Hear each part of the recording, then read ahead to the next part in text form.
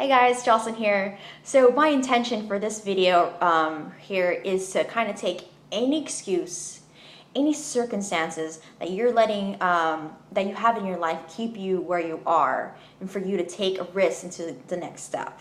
And I'm pretty sure a lot of you guys are wondering, why is Jocelyn making all these videos? What is she doing? Why? What happened? Well, here it is from the horse's mouth, right? A lot of people are asking, wait, what is it? Well, here you go. My life kind of changed about a month and a half ago, almost 2 months. So July 2nd, 2013, right? Just 5 minutes after midnight, I was coming out from an ATM, walking back to my car. This man approaches me, walking towards me, a little too close for comfort, and I didn't pay no mind. I'm thinking, hey, just like the person before me and him, he's going to the ATM. And for some reason, I had that weird feeling, right? So as he's walking towards me, I acknowledge him. I chose to and be like, hey, yo, what's up? I see you. And I mean, like, I don't know if he's asking for change or maybe he's drunk. I don't know. And then he kind of says slightly, softly, he says, hey, give me the keys to your car. And I'm thinking, nah, you joking. You must be drunk. I say, no, it's good. Have yourself a good night. That was me. That was my motion. You know what I mean? I didn't think anything of it. So I'm slowly walking away with him still in my peripheral vision, right? Then he asks us again the same question. Give me the keys to your car. I'm like, nah, dude, it's cool. Have yourself a good night. All right? So I'm walking back to my car. And all of a sudden I feel this this energy, right? So I feel him kind of like as if he was going to hover around me. This was his motion, right? Because this is my side, I'm on this side, right? So that as soon as I felt that, it's funny how, thank goodness for reactions and intuitions I felt, you know what I mean? I was like, whoa. My reflex basically was to throw up my hands and block. And this was basically my stance. Like, no joke, right? And it's so funny how time kind of slows down for that fraction of a second in that moment, even if things are happening like that, right? And I'm going to kind of twist some of your guys' spiritual beliefs out there, but I honestly believe that God had sent an angel to save my life. Because it was clear to me his intention was to get this car, and that was a result. If it was a result of taking someone's life, he was going to totally go for it. Because as soon as I had thrown this up, his motion here hits me here in the gut. Okay, I felt that. The strangest thing ever is when I said, I told you we felt an angel come, right? Totally thinking I'm crazy, but it's okay. I've been hearing that all my life, so I'm totally used to it. I feel on my hands like this. His motion is here. I feel this force, this warmth, this like hand almost here, grab me and kind of pull me back. The thing is, like, that knife was meant to hit me, okay? And when that happened, there was a lot of things just kind of, happened so fast, but slow motion, right? Because you're in the moment. My assailant looks down at me and I look down. I'm like, holy crap, did I just, and he's just like, blankety blink, I just stabbed you. Takes the word right out of my mouth. I'm like, no way. Nuh-uh. What the heck are you talking about? That was my reaction, like, no. And he had this, I will never forget. I remember his eyes. I remember seeing the fear that he had. That one, I wasn't scared. And two, I was like, no, you didn't, because he could have swore that he did. I mean, that's what his intention. He was just like, you know what I mean? And as soon as I took my concentration off to look and, and double check, did I, he makes the most cowardly move and takes a cheap shot to my hand. Shank, shank, you know what I mean? And, you know what I mean? Like, seriously, Kill Bill status is what I say. What I mean by that, if you haven't seen the movie, blood is gushing out everywhere. I'm like, in pain and pissed off and everything. And my blood is just gushing everywhere. It's hitting down the pavement like, blah, blah, blah, blah, blah, you know what I mean? Like, all of that, okay? And I am furious. I am mad. Are you kidding me? Is my reaction. I am cussing this guy out left and right. And he takes a brief moment to kind of take off and run, right? I'm telling you, I wanted to run after that guy. But as soon as I had the motion to, it was like this force held me down. I'm standing there holding pressure and still mad and angry. And I hear this voice. As trippy as this might sound, guys. I hear this voice say, hold your ground and heed to warning. And I'm like, what? You know what I mean? I just got stabbed in the head and what do I hear? And thank goodness I chose to obey that message. I don't know what it is, but I'm going to tell you, it took everything in me, everything, my whole body, my core, down to the bones, to keep calm and just hold my ground, basically, right? Because I'm gonna tell you one thing. First off, I had just come from the gym before this guy had stabbed me, and I just ran a freaking 6-minute, 44-second mile, okay? And I had been doing so, running a mile, for me personally, to get back in shape. And when I was doing so, I was trying to improve my time by 1 second. And when I did, I would actually shave off 3, 5, 7, sometimes 10 seconds. So for him to like run off, I'm telling you, he was easily going maybe 3, 5 miles an hour tops. I could easily catch him in 5 steps. No joke. I'm not trying to brag, but like that was my train of thought. Like I could totally catch him. No problem. Go ahead and run and I'll cussing you out. But I just chose to hear what was happening or hear this message, right? And as soon as I had stopped and made a kind of agreement with that, I see off to my left, there was this truck approaching me, right? The engine is on, lights off, a silhouette of maybe a man figure or whatever in the truck, you know what I mean? And first off, who bear witness to the whole freaking crime? So I put 2 and 2 together, I can see my assailant running off, you know? And I was like, okay, that's your partner. And a couple things running through my head. I'm talking to myself basically, right? I'm like, Jocelyn, I know that you want to run after this fool and beat the living crap and snot out of him. And I know you'll probably disable him in many different ways. But 2, there is this truck. You do not know who or how many people are in there. You don't know what weapons they have. 3, girl, you are injured. You are bleeding. Blood is everywhere. You need to take care of you. Okay? And that was my train of thought. And I was like, okay. All right. So I walk around back to my car and I'm bleeding. I'm panicking. I mean, the truck finally takes off. And I'm like, really? Are you serious? That was my action. Are you serious? I'm still angry. But all I can hear from that point was, let it go, let it go, let it go. Just go home. And I had focused on that. I said, fine. Because the more I resisted, the more I fought against what I've heard, the more pain and agonizing pain that my hand was in. So I held pressure, I held it up, and I drove home. And mind you, I drive a stick shift, so driving was kind of crazy. I was like, you know, boom, going back and forth. I mean, it's just in panic and rage. And I was like, I hope the police come pull me over so they can find out what just happened. You know, I'm not driving out crazy, but thank goodness my roommate was home. And I have to give a shout out to Jules. Thank you so much for being there. And you've seen me at my lowest of lows, highest of highs. And this is actually not the first time you see me in the ER room, but thank you so much. And she takes me to the hospital. So in that process of going there, and I'm thinking about a lot of things. And one, I could easily stay angry, stay so like, are you freaking serious attitude. And like, I don't need this, because obviously this is a big inconvenience, right? Nobody asks us to be freaking stabbed or somebody trying to, you know, rob you for your car, right? I can easily stay in that mindset and hate the world and blame everything. But I had heard this one quote saying, you know, I mean, whether good or bad things happen to you, you're, you know, out of your control, you know what I mean? Like, the only thing, you are responsible for how you react. And that, I can honestly say, has carried my spirit, or like me as a human being, like just carry through this whole process of this happening, right? In this month, past week, few weeks, right? And so I came in there with the attitude of going to the hospital saying, okay, you know what? I'm in pain, but what can I, instead of like adding more like pain and like destruction to the situation, what can I add value to? So I started to smile was one, right? Because I took away. I tried to make a lighter note. I was laughing about it, just making jokes, and it made the process better and easier. And I have to give another shout out to the Singer family. Thank you so much, Amanda Singer, Mama Singer, and Lindsay Singer. You do not know how much it means to me in the bottom of my heart that you guys were there just like that. I didn't even have to say anything. And it feels so good to know that there are people out there that really do care. And in times of need, in desperate times of need like this, really find out who your key people, that people care and you want to keep in your life.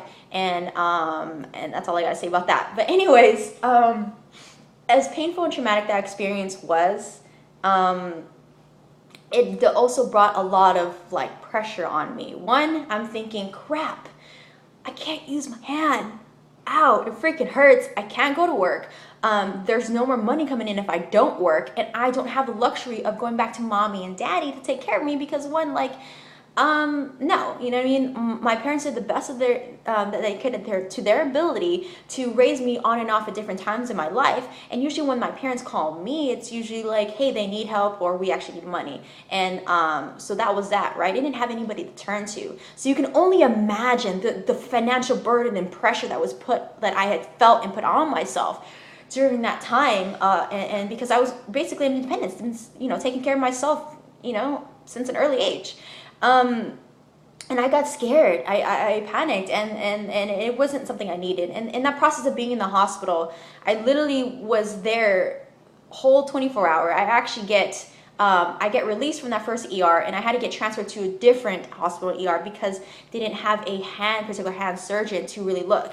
And they were saying like there might be some major tendons cut or nerve damage, and we don't know. We can't feed you because you might have to go into surgery. And I'm like, are you serious? I worked all day. I worked out at the gym, and I've lost so much blood, and you can't give me anything to eat? Ridiculous. I was feeling so sick. And that experience alone from being in the next hospital, I'm gonna tell you guys, I just want to share, I felt sick. I was throwing up and I was passing out. Like, it was depressing. I mean, I was crying. I've never felt so alone. But the reality is a lot of people go through stuff like that every day. And not dynamics of getting stabbed, but I'm just saying like going things alone. And you have that time to think, and it's crazy how your mind kind of wanders. And I actually thankfully got released finally 3 o'clock in the afternoon. So I literally was been up for about a period of 48 hours because I worked all day the previous day and I didn't really sleep. And I was just exhausted. I was exhausted. No energy, whatever. So, anyways, that was pretty tough, right? And so from that experience, I had to really look and reflect of, man, what are my options now? One thing I did, I tried to suck it up, right? I was like, nope, ain't nobody gonna take care of you. You gotta go to work, because I knew for sure these medical bills are gonna come in and I'm gonna have to be paying for these. So I decided to, you know, I was like, I'm ready to go back to work, and I did, because I took 2 days off. And it was crazy. Like, I really honestly tried, and I appreciate, you know, my fellow coworkers and I would like to say team members, helping me out and encouraging me. But honestly, deep down, I was depressed. You know what I mean? Because I'm not 100%. I'm in agonizing pain 24/7. I really couldn't sleep. You know what I mean? I like felt nauseous. I wasn't, you know, able to work efficiently, and to me that just made me feel useless, and it made me feel just unable to do that. It just didn't make me feel as whole as a person. I just felt more of like a burden on the company that I was there and I couldn't really engage. But I mean, through that process, I really tried. I mean, my thing was, okay, smile. Like, if in doubt, smile. You know what I mean? If you can't get what's going on here, smile to give out to some people. And it got too much. And if things couldn't get worse, any worse, right? A week later, my grandfather passes away. Bummer. Now, I wasn't as close with my grandfather, but the fact that he was the only stable father figure in my life, who literally was the man of his household, it meant a lot to me. My father, myself, like for my particular father, was more like an older brother to me. But when my grandfather passed away, I will never forget the day that he did. I had this gut feeling inside that I had to see him. That for some reason, I just needed to see him. I wanted to see him because, I mean, I was in the hospital. I know how it is when you're alone. You don't have anybody there. Like, and it sucks. You know what I mean? And I let some of these outside voices in there. They're like, no, you know, you need to go home. Text me when you get home. You can't be out there, blah, blah, blah. And I'm like, thank you, family. Thank you for your concerns. But, like, I just want to say, like, when you don't trust your gut intuitions, and sometimes that can lead to other things. You know what I mean? And I don't know what that's supposed to mean to you, but just, like, sometimes you just should listen. And that's why, and there's not a day that passes by that I don't think about that I was on the way there. And I'm sad that he died alone, you know. But it's great that he's not suffering anymore. And so I had to deal with that. And still trying to go to work. And I remember there was just so much pressure that I had felt. I was like, this is not working out. It really isn't. And I'm really thankful that my managers were really hard on me in a way, as much as they were trying to work with me in my schedule, because I didn't know what was going on in my hand. Because one, to be honest, I was scared. I was like, financially, I don't know how I'm gonna survive. Two, like, if I gotta have surgery, how the heck am I freaking gonna pay for that? You know what I mean? Three, like, oh my gosh, how do I deal with this? I'm working less hours now than I was, and that is not enough efficiently to support myself. And you know, I still have a dog and everything, all the bills that have come, because you know, just because you, like, I had to stop working doesn't mean your bills stop working, right? They keep coming month in, you know. They don't. I know you guys, I hope you guys know the feeling of that, right? And I remember taking the last 15 minutes break, and I was in tears and I'm crying, and I'm like, there has to be another way. This is not worth it to me right now. I'm in pain. Like, it's not worth for me to suffer and suck all this pain up and just try to work it through, just work it out, because that's all I've ever done. You know what I mean? There's a reason why all these current events have happened. You know what I mean? Something in me had to change. And that's what I realized. And I said, you know what? I'm done with it. I can't. I really needed to take the time off to actually rest, because I never had allowed myself that. And I did. And there was a lot of time that I had to think, but I know for sure that I wasn't going to sit around watching TV and movies, which, you know, I would totally love, you know what I mean? And, you know, sounds like a great idea, right? I think anybody in this position would be like, you know, just take time to heal, you know, relax. Yeah, but I wanted to make sure that I was feeding my mind with good things. And so I went to search, right? What are my options? This is what I'm bound to think, right? What are my options? I can't go back to work because I am disabled, right? If you guys want to see my hand, here it is. Sorry, but it hurts right now. I didn't want to wrap it and let it breathe. Two, you know, I mean, like, I can't go out there and try to find a freaking another job, you know what I mean? Like, who's gonna hire a one-handed person right here, and that's kind of become a liability to a company if they're in pain, you don't even know what's happening, right? And so I actually started looking online, and it's crazy because I've dibbled and dabbled in the home business area or network marketing industry, and I saw that, yes, that's a possibility that I wanted to dive into. But one, like, because I know many successful people that are in there, they're doing financially very, very well. But one, I wasn't, honestly, for me, I wasn't willing to do any more like home meetings and talk to people. Like, I only had literally 2 to 3 hours a day, max a day, enough energy to run around. Other than that, like, I was bedridden. Like, no joke. Like, I couldn't really do anything. And that was something I didn't want to do. I didn't want to be pounding on the phones. I just wanted to look for a way where I can be able to be home, do something, grow, and have an income coming in, right? That was like, what? So I kind of stumbled on the company, Empower Network. And it intrigued me. It was like a lot of things that I had to learn. But all I know is, I kept this in mind, events change life. I heard that there was an event happening in Denver, Colorado, right? And I was like, well, why not just go? You know what I mean? I heard that it's going to be life-changing and all that stuff, and all these people are having results. I wanted to, you know, find out what's really going on and like how and why this is like working for so many people. And I did, you know what I mean? And mind you, I just went on a leap of faith. Like, no joke.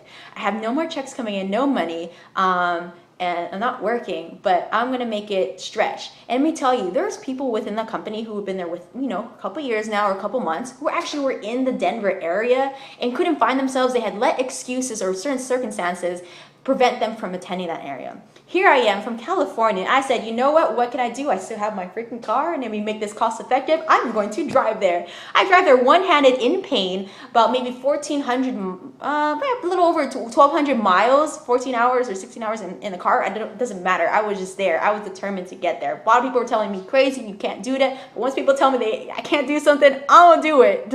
That's just how it is.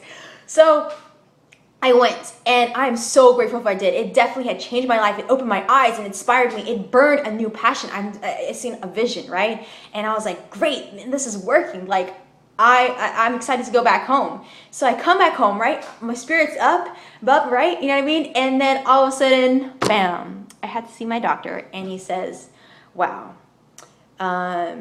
you're going to have to get surgery. There's a lot of nerve damage that's happened in your hand. That's why you can't feel anything. That's why you can't move it.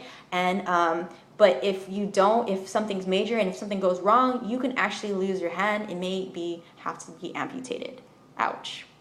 Talk about like low spirit, right? That was kind of a low blow that life had kind of threw at me. And I mean, to hear that, it hurt real deep in here. I was like, what? And I'm there trying to smile. But even if, as much as I was smiling, trying to be like, okay, you know what you're doing, you can't deny the tears that were falling down my face. And I said, let's get this surgery done. And I didn't know, you know what I mean? Like I was like, I don't know, I'm gonna be able to pay this surgery for me to have so I can start feeling better.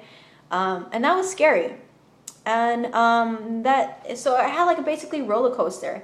And what I basically is saying, guys, is that like any excuses that you have or been having, or any circumstances that are in your life, you know, ask yourself, like, how long are you going to allow them to keep you down? You know what I mean? And so I could have easily just given up, right? I could have given up when I got stabbed. I could have given up when on all hope when my grandfather passed away. Like, what's the point? You know what I mean? I could have given up when my doctor said, you know what, you may or may not have your hand anymore. You have to get surgery. I could have given up and saying like, oh, there's this event, but I don't have the money to get there. I'm going to tell you something. What I was telling people, they're like, why did you get there? You're so crazy. I was like, you know what? I'm crazy for me and my dreams and my vision. That's what I'm crazy for. There's so many times where I've let excuses and circumstances keep me down, but you know what? Like, I can't. Am I going to allow and keep allowing circumstances and excuses to keep me from achieving what I want? No. Like, I decided not to listen to it because I've been listening to excuses all my freaking life. And I was done with it. I was like, you know what? I'm gonna find a way. It's funny because when you tell people to do certain things, they always find reasons why they shouldn't, except for the one reason why they should. Keep that in mind, right? You find all these excuses, opinions, and all that, but you can't find one freaking reason why. And I'm glad I found that one freaking why. And so when people say like, oh, I don't have money to get started, you're trying to scam people. No, there are products involved. It's just freaking $25. You got to be kidding me. If you ain't got $25 to save your life, I don't know what to say to you. That is cheaper than 2 tickets at the movies. That is cheaper than, you know, maybe dinner on a date or whatever. Really. And so I'm not trying to be, you know, hardballing you, but I'm just saying, like, what are you keeping you behind? And all I can say, guys, is I'm grateful. And you're going to keep having ups and downs, you know what I mean? In that process of me learning, because I had a huge learning curve to kind of overdo and learn and on the internet and stuff. And I only have one hand to type. I'm just telling you, everything for me took longer. I could have given up and say, like, this is hard. This is too hard. No. And I'm glad I didn't. And here I am, you know what I mean? And it's phenomenal to see, like, you know, leads come in, inspiring people like my awesome friend Marion Mannings, who, you know, hears this story about me and all this stuff, and like, you know, freaking just hits the ground running and makes $4,000 in 7 days. What? Are you kidding me? So he didn't let anything kind of hold him back. And, you know, as an income disclaimer there, just because, you know, want to keep it professional and legal, whatever, like, you know, results may vary. I don't know what you're capable of doing. I don't know if you're going to let excuses or the circumstances in your life determine whether or not you're going to go for it or not, or you're going to stay where you are, or you're comfortable where you're at. And if you are, that's fine. That's cool. But if you're not, and you're sick and tired of where you are, and you know that if you keep doing what you're doing, nothing's going to change, I'm telling you, let's lock arms and let's go for it. Because I believe in you. I believe that you are bigger than your excuses and circumstances that come. And let me tell you this, even through these ups and downs that I've been having with only like the month and a half, less than 2 months, I found out like my dad is in the hospital because he's having seizures. I mean, again and again, piling down. Because if you let life knock you down and keep you down, it's going to keep you down and broke there forever. But you got to step up. Literally, you literally have to step up. And I'm telling you, it is worth it. It is so worth it. If I didn't plug into certain trainings and certain products that they had, like the inner circle, guys, if you guys were like, what's Jocelyn doing these inner circles? Phenomenal. Are you kidding me? Feeding your mind with just different things, learning different things. And I'm telling you, it kept my spirits up when I wanted to give up and just be depressed in bed because I couldn't move. Right? Getting the energy to come up and just listen to something, even if it was for half an hour or so, and I just had to pass out and just sleep because of when I had come out from surgery, you know what I mean? Or learning the certain skills that is necessary out there to help systemize and everything together. I don't know what else to say to you, but whatever you're looking for, it's here. It doesn't matter what company you're in. It doesn't matter what products or services you are trying to market. There is a platform here that's going to help you, guide you, put you in a system to, propel your results even faster, instead of like the, blind, like I said, the blind leading the blind. You're going to do this and this. No. Like, I wasn't about that. Wasting times. No, I want to make sure I can leverage my time. Anyways, I'm not here to waste your time. If you're ready, if you want to know what's all about, there's a link below. Go ahead and click it. Don't be scared, all right? There's this page that's going to come up. You're just going to enter your email address so you know what's expecting, so you're not too freaking scared, right? You don't have to get stabbed to be where I'm at, just saying. And watch the video. That's all that's going to happen. There's no surprise in that. And let it determine, okay, whether it's there to see, what it determine if we can be able to work together or not. If not, that's cool, great, because then you're not the person that we want to be working with, all right? So whatever it is that you're looking for, if you're looking to develop yourself and help tons of people, inspire a lot of people, if you want to go out there and learn different strategies and skill sets, a system to help, save you time, not waste time for things that you don't want to do, make you, so you can concentrate on what the things that are most important to you. If you want to grow as a leader, make loads of money and grow in your influence and have people flock to you because they're begging you, please tell me what it is that you're doing because it's working. Or hey, you want to go out there and just have fun, have a blast, meet amazing people, be a part of a community that's there to celebrate you and any little sprouts that you have, and we can just all have fun. So whatever it is, I hope you find it here. Click the link below, and I'll see you on the flip side. Bye.